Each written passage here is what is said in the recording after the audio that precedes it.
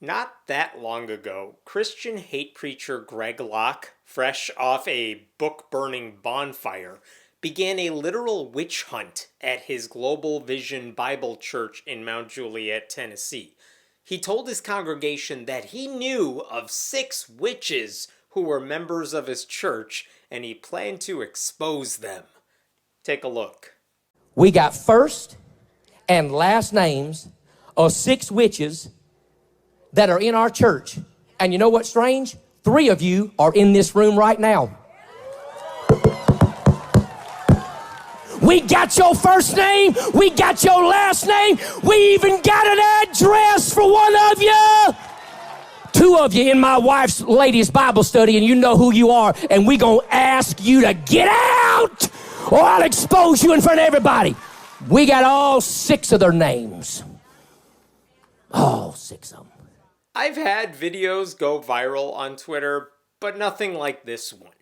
And I think it's because this isn't just a Christian carnival barker saying the dumbest things imaginable, which is what Greg Locke usually does.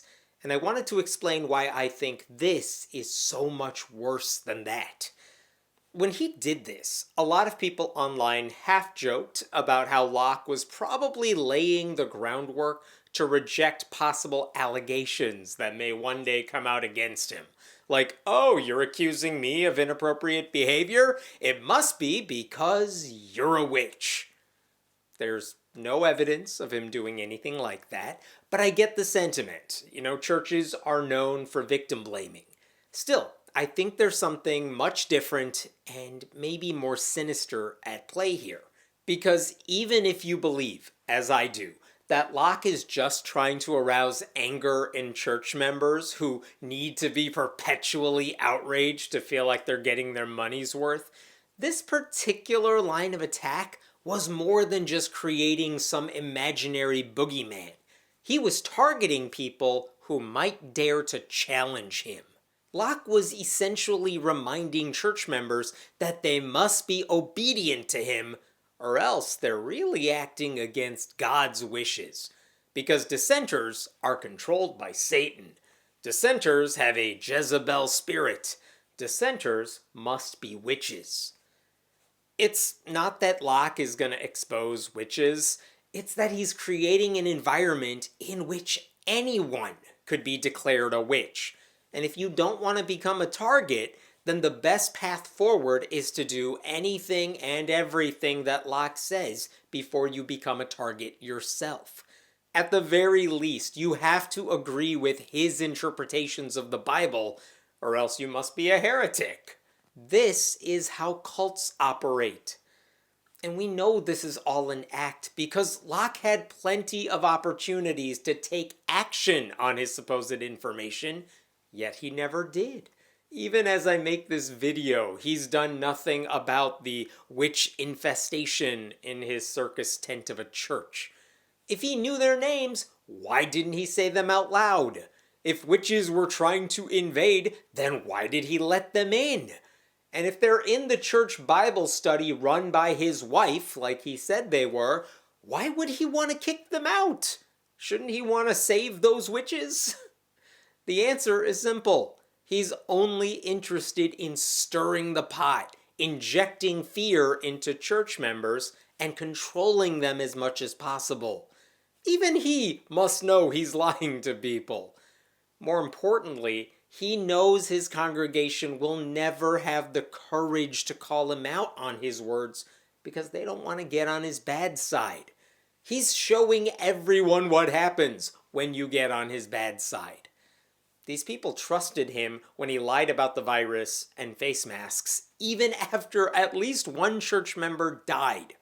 I have no doubt they'll trust him about the witches too. In response to that video, Locke told Religion News Service that his words had been taken out of context in the edited video. That is a lie. I made the video, and it wasn't taken out of context. I don't need to take pastors like him out of context in order to make them look bad. Their sermons already do that for them. The context was also clear in the full sermon, which is still online, All I did was remove the fluff so that I could get the video under Twitter's allowable time limit. The one piece of news Locke offered was that he wasn't trying to get ahead of some sexual abuse story because two of the supposed witches were men. Which doesn't actually change anything since he's still too cowardly to give us any names. You would think a man out to hunt witches would want more people aware of who they should avoid. Locke also claimed that all 6 of the witches were sent here on assignment to disrupt. But again, he offered no clarification. Who sent them? When did these disruptions occur? And why would anyone who opposes him want to visit his maskless, unvaccinated sideshow? His critics, I would gather, are the kinds of people who would typically avoid those situations. That sermon wasn't really about witches. It was about a Christian preacher using an imaginary threat to force believers into compliance. That's what religion is at its worst. Locke talks about witches for the same reason most pastors talk about Satan, to scare people into obedience. He's offering you a cure for a disease that doesn't exist. Sin is not a real thing. God is not a real thing. And religion is nothing more than a solution for a problem invented by religion.